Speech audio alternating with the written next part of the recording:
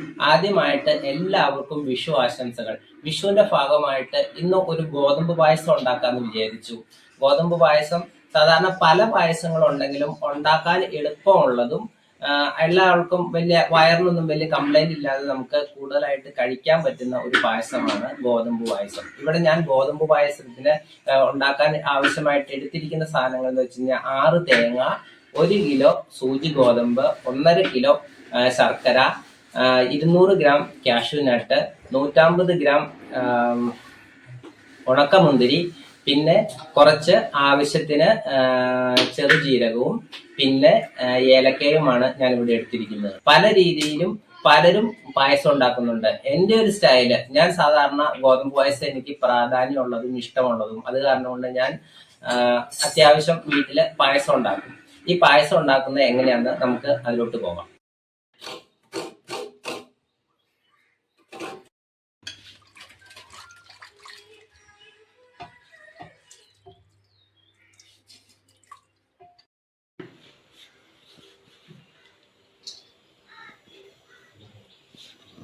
തേങ്ങയൊക്കെ ചേർത്തി കഴിഞ്ഞു. ഇനി നമുക്കത് മിക്സിയിലിട്ട് അടിച്ച് അതിന്റെ പാലാക്കി മാറ്റാം. ഇവിടെ 2 പാലാണ് എടുക്കുന്നുള്ളൂ, 1-ാം പാലും 2-ാം പാലും. അതായിട്ടാണ് ഞങ്ങൾ സാധാരണ ഇവിടെ പായസം ഉണ്ടാക്കുമ്പോൾ എടുക്കാറുള്ളൂ. അതാണ് നമുക്ക് തേങ്ങ പിഴിയിലേക്ക് പോകാം. 1-ാം പാലിന് വേണ്ടിയിട്ടാണ് ഇപ്പൊ നമ്മൾ തേങ്ങ മിക്സിയിലിട്ട് അടിച്ചുകൊണ്ടിരിക്കുന്നത്. ഇത് നമ്മള് മിക്സിയിലിട്ട് അടിക്കുന്നത് എന്താ വെച്ച് കഴിഞ്ഞാൽ മിക്സിയിലിട്ട് അടിക്കുന്ന കാരണം കൊണ്ട് നമ്മളിത് 2 പാലേ എടുക്കുന്നുള്ളൂ. 2 പാലായിട്ട് എടുക്കാനാണ് ഉദ്ദേശിക്കുന്നത്. സാധാരണ നമ്മൾ പായസം ഉണ്ടാക്കുന്നത് 3 പാൽ ഉപയോഗിച്ചാണ്. ഇത് നമ്മൾ 2 പാൽ ഉപയോഗിച്ചിട്ടാണ് നമ്മളിത് എടുക്കുന്നത്. 2 പാൽ ഉപയോഗിച്ചെടുക്കുന്നതിന് നമുക്ക് 2 പാൽ ഉപയോഗിച്ച് എങ്ങനെയാണ് പായസം ഉണ്ടാക്കുന്നതെന്ന് ഞാൻ ഇത് ഉണ്ടാക്കുന്ന സമയത്ത് പറഞ്ഞു തരാം കേട്ടോ. ഏതാണെങ്കിലും മിക്സിയിലിട്ട് നമുക്ക് നന്നായിട്ട് അടിച്ചെടുക്കാം. അത് അത്യാവശ്യം ഒരു പകുതി അടിക്കുന്ന വരെ നമുക്ക് ഇത് ഗ്രൈൻഡ് ചെയ്തെടുക്കാം. 1-ാം പാലിനക്ക് വേണ്ടിയിട്ട് നമ്മൾ ഇനി ഈ തേങ്ങ ശരിക്കും മസാജ് ചെയ്തിട്ട് നമുക്ക് ഈ പാല് പിഴിഞ്ഞ് നമുക്ക് എടുക്കാം കേട്ടോ. എടുക്കും. ഇതിങ്ങനെ നന്നായിട്ട് തിരുമ്മി എടുക്കുകയാണെങ്കിൽ പാല് കുറച്ചുകൂടെ നല്ല കട്ടപ്പാല് കിട്ടും. അത് കാരണം കൊണ്ട് നന്നായിട്ട് ഇങ്ങനെ കൈ ഉപയോഗിച്ച് തന്നെ നന്നായിട്ട് നമുക്ക് തിരുമ്മി അത് മസാജ് ചെയ്തെടുക്കാം. അടുത്തതായിട്ട് ഈ മിക്സിയിൽ ഇട്ട് അടിച്ച 1-ാം പാലിന് വേണ്ടിയുള്ള തേങ്ങ നമുക്ക് ഇങ്ങനെ പിഴിഞ്ഞ് ആദ്യമായിട്ട് ഇതിനകത്ത് ഇങ്ങനെ പിഴിഞ്ഞ് മാറ്റിയെടുക്കാം കേട്ടോ. അത് കഴിഞ്ഞിട്ട് നമ്മളൊരു ഫിൽറ്റർ ഉപയോഗിച്ചിട്ട് ഇതിനകത്ത് ആ തേങ്ങയുടെ ഈ ചെറുതായിട്ട് ഉള്ള തരി വരാതിരിക്കാൻ വേണ്ടി നമ്മളിത് ഫിൽറ്റർ ഉപയോഗിച്ച് അരിച്ചെടുക്കുകയാണ് ചെയ്യുന്നത്.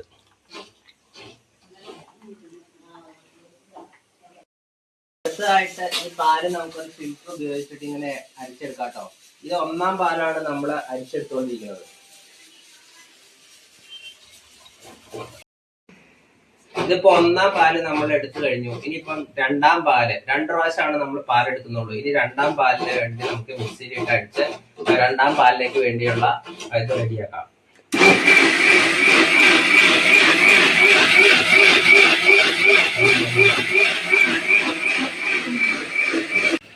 അടുത്തായിട്ട് 1-ാം പാല് നമ്മൾ ഇതുപോലെ പിഴിഞ്ഞെടുത്തു. ഇനി നമ്മൾ ചെയ്തുകൊണ്ടിരിക്കുന്നത് 2-ാം പാലാട്ടോ. 2-ാം പാല് മാക്സിമം വെള്ളത്തിൽ ലൂസായിട്ട് തന്നെ 2-ാം പാല് നമുക്ക് പിഴിഞ്ഞെടുക്കാം. അതുപോലെ തന്നെ നമ്മൾ 2-ാമത്തെ പാലും ഇതുപോലെ തന്നെ നമുക്ക് ഫിൽറ്റർ ചെയ്തെടുക്കാം കേട്ടോ. അതിനകത്ത് ഈ തേങ്ങയുടെ ചെറിയ ചെറിയ തരികൾ വരാതിരിക്കാൻ വേണ്ടി നമ്മൾ ഇതും നന്നായിട്ട് തന്നെ ഫിൽറ്റർ ചെയ്തെടുക്കാം. അങ്ങനെ ഒരു മണിക്കൂറത്തെ ഒരു പ്രയത്നത്തിന്റെ ഫലമായിട്ട് 1-ാം പാലും 2-ാം പാലും റെഡി ആയിട്ടുണ്ട്. ഇതാ നോക്കിയോ, ഇതാണ് 1-ാം പാല്, ഇത് 2-ാം പാല്. ഇനി നമുക്ക് അടപ്പത്തേക്കുള്ള പരിപാടികൾ നോക്കാം. അടുത്തതായിട്ട് നമുക്ക് ഈ ഉരുളി അടപ്പത്തേക്ക് വെച്ച് ഇനി പായസം ഉണ്ടാക്കാനുള്ള പരിപാടിയിലേക്ക് കിടക്കാം. ഉരുളി നേരെ നമുക്ക് അടുപ്പിലേക്ക് സ്ട്രെയിറ്റ് ആയിട്ട് തന്നെ വെക്കാം. ഈ കല്ലൊക്കെ വെച്ചിട്ട് നേരെ തന്നെ ഇരിക്കാം. അത് കഴിഞ്ഞിട്ട് അത്യാവശ്യം തന്നെ തീ കൂട്ടി കൊടുക്കാം. അത് കഴിഞ്ഞിട്ട് നമ്മൾ ആദ്യം കുക്കറിനകത്ത് വേവിച്ച് വെച്ചാർന്ന ഈ റൈസ് ഗോതമ്പ് നമുക്ക് ഇതിനകത്തേക്ക് ഇടാം. നമ്മൾ ഇത് കുക്കറിനകത്താണ് പെട്ടെന്ന് നന്നായിട്ട് വേവിക്കാൻ വേണ്ടിയിട്ട്. ഇതിനകത്തോട്ട് നമുക്ക് 2-ാം പാല് നമുക്ക് ചേർത്ത് കൊടുക്കാം. രണ്ടാം പാൽ ഒഴിക്കുമ്പോൾ അത് പതുക്കെ ഒഴിക്കേണ്ട. അതെന്നാന്ന് വെച്ചിട്ടുണ്ടെങ്കിൽ അതിനകത്ത് ആ തേങ്ങാപ്പീരിൻ്റെ ഒരു ബ്ലാക്ക് കളറ് ഇങ്ങനെ ഇതിനകത്തേക്ക് വരാനുള്ള സാധ്യതയുണ്ട്. അത് കാരണം കൊണ്ട് പതുക്കെ ഒഴിച്ചു കൊടുത്തിട്ട് അതിൻ്റെ അടിഭാഗം വരുമ്പോൾ നമുക്ക് അതങ്ങ് കളയാം. ഇതുണ്ടോ ബ്ലാക്ക് ആയിട്ട് കിടക്കുന്നത്, ഇത് നമുക്ക് കളഞ്ഞാൽ.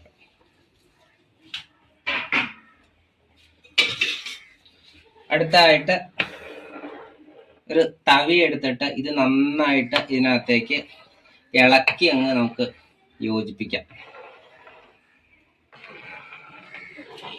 ഇതിനകത്തുനിന്ന് ശരിക്കും ഇതിൻ്റെ ഈ കുക്കറിന് വേവിച്ച കാരണം കൊണ്ട് ഈ ഗോതമ്പ് ഇങ്ങനെ കട്ട പിടിച്ചിരിക്കുക. അപ്പം നന്നായിട്ട് ഇളക്കിയിട്ട് ഈ ഗോതമ്പ് അതിൻ്റെ കട്ട ഉടച്ച് ശരിക്കും നൈസായിട്ട് നമുക്ക് എടുക്കാം. അന്നേരം ഇതിനകത്ത് ഈ ഗോതമ്പിനകത്ത് എന്തെങ്കിലും കരടൊക്കെ ഉണ്ടെങ്കിൽ അത് പൊങ്ങി വരും. പൊങ്ങി വരുമ്പോൾ നമുക്ക് അതിൻ്റെ അകത്ത് ചെറിയ സ്പൂൺ ഉപയോഗിച്ച് അത് നമുക്ക് ഇങ്ങനെ എടുത്തു കളയാം. ഉരുളി വെച്ചിട്ട് നമ്മൾ ഈ രണ്ടാം പാൽ ഒഴിച്ച് ഗോതമ്പ് അതിനകത്തേക്ക് ഇടുമ്പം പിന്നെ നമ്മൾ ഇളക്കിൽ നിർത്തണ്ട കേട്ടോ. നമ്മളിത് ഏകദേശം ഫുൾ ടൈം തന്നെ ഇളക്കിക്കൊണ്ടിരിക്കണം. ഇല്ലെങ്കിൽ എന്താണെന്ന് വെച്ചിട്ടുണ്ടെങ്കിൽ ആ ഉരുളിയുടെ സൈഡിൽ കൂടെയൊക്കെ ഇങ്ങനെ അത് പറ്റി പിടിച്ചിട്ട് അത് അതിനകത്ത് ഇങ്ങനെ ഒരു ബ്ലാക്ക് ആയിട്ടൊരു ഇത് വരാൻ സാധ്യതയുണ്ട്. അതുകൊണ്ട് നമ്മൾ ഈ പായസം അടപ്പത്ത് വെച്ച് കഴിഞ്ഞിട്ടുണ്ടെങ്കിൽ അതിൻ്റെ മുക്കാൽ സമയം നല്ല പൂർണ്ണമായിട്ടും തന്നെ നമ്മൾ ഇത് ഇളക്കിക്കൊണ്ടിരിക്കണം. ഇത് ഞാൻ ആദ്യം പറഞ്ഞില്ല, ഇങ്ങനെ ഈ ഗോതമ്പിനകത്ത് ചെറിയ ബ്ലാക്ക് പോലത്തെ സംഭവം വരുന്നത്. ഇത് നമ്മൾ ഈ ചെറിയ എന്തെങ്കിലും ഈ കരി പോലത്തെ സാധനമായിരിക്കും. അത് നമ്മളിങ്ങനെ എടുക്കുന്ന സമയത്ത്, നമ്മളിങ്ങനെ ഇളക്കുന്ന സമയത്ത് പൊങ്ങി വരുമ്പോൾ നമുക്കത് ഇളക്കി കൊടുക്കാം, എടുത്തു കളഞ്ഞിട്ട് നമ്മൾ ഇതിന് കട്ട വരുമ്പം ഈ കട്ടയുടെ ഭാഗം വരുമ്പോൾ നമ്മൾ ഒരു തവി ഉപയോഗിച്ചിട്ട് നമുക്ക് ഇതിങ്ങനെ അങ്ങോട്ട് ഉടച്ചു കൊടുക്കുവാണെങ്കിൽ നമുക്കിത് കട്ട ഇല്ലാതെ തന്നെ നമുക്ക് നന്നായിട്ട് കിട്ടും. ഇതിനകത്ത് വേഗം ശ്രദ്ധിക്കേണ്ട കാര്യം എന്നാന്ന് വെച്ചിട്ടുണ്ടെങ്കിൽ ഇതിനകത്ത് തീ കുറഞ്ഞു പോകരുത്. തീ എപ്പോഴും സ്റ്റഡി ആയിട്ട് തന്നെ നിൽക്കണം. കണ്ടോ, ഈ കട്ട ഇങ്ങനെ വരുന്ന ഭാഗം നമുക്കിങ്ങനെ ഇളക്കി ഇങ്ങനെ കൊടുക്കാം. ഈ ഇളക്കി ഈ സമയത്ത് തന്നെ നമുക്ക് ശർക്കരയും മറ്റു സാധനങ്ങളൊക്കെ റെഡിയാക്കി വെക്കാം കേട്ടോ. ഇല്ലെങ്കിൽ നമ്മൾ ഇത് റെഡി ആയിട്ട് പിന്നെ അതിൻ്റെ അടുത്ത് പോകുമ്പോൾ പിന്നെ ആകെ സമയം പോയി ആകെ പ്രശ്നമായി വരും. എന്നാൽ ഈ സമയത്ത് നമുക്ക് ശർക്കര റെഡിയാക്കാം. ഇപ്പം ഒന്നാം പാലിന്റെ ഏകദേശം വെള്ളം പറ്റി ഒരു പൂർണ്ണമായിട്ടും തന്നെ ഗോതമ്പ് വെന്തു. ഇനി നമുക്ക് ഇതിനകത്തേക്ക് നമുക്ക് ശർക്കര ആഡ് ചെയ്ത് കൊടുക്കാം. ആദ്യമായിട്ട് ശർക്കര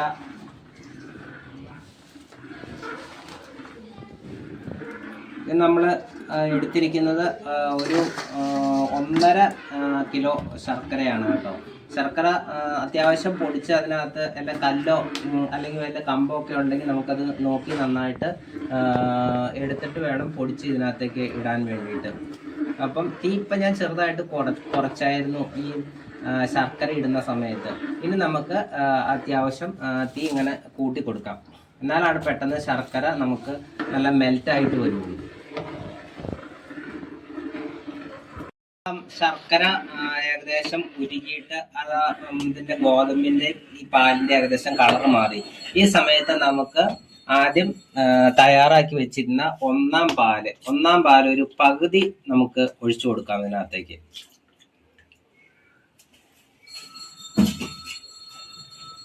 ഇനി അത് നമുക്ക് നന്നായിട്ട് ഇളക്കാം കേട്ടോ. ഇപ്പം ഈ ഒന്നാം പാൽ ഒഴിച്ചു കഴിഞ്ഞപ്പം ആ ഗോതമ്പ് കുറച്ചുകൂടെ വെള്ളമായി കഴിഞ്ഞപ്പോൾ കുറച്ചുകൂടെ ഒരു ആ തിക്നെസ് അങ്ങ് പോയപ്പം നമുക്ക് ആ ശർക്കര കുറച്ചുകൂടെ പെട്ടെന്ന് ഉരുകി വരാനുള്ള ഒരു എളുപ്പമായിട്ടുണ്ട്. നമുക്ക് നന്നായിട്ട് ഈ പറഞ്ഞ രീതിയിൽ ഒന്നാം പാല് ഇതിനകത്തോട്ട് ഇളക്കി യോജിപ്പിച്ചെടുക്കാം. ഏകദേശം പായസം റെഡി ആയിട്ടുണ്ട് കേട്ടോ. ഇനി ഇതിനകത്തേക്ക് നെയ്യിൽ വറുത്ത കാഷ്യൂ നട്ടും മുന്തിരിയും കൂടെ നമുക്ക് ഇട്ട് കൊടുക്കാം.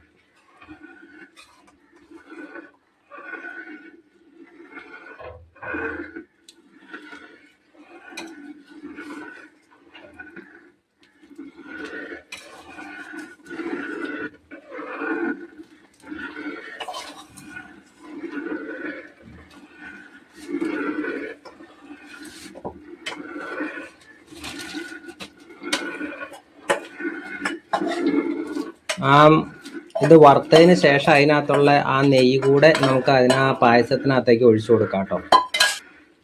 അതിനുശേഷം ചെറിയ ജീരകവും ചുക്കും ഏലക്കായും പൊടിച്ചത് ഇതിനകത്ത് ചേർത്ത് കൊടുക്കാം.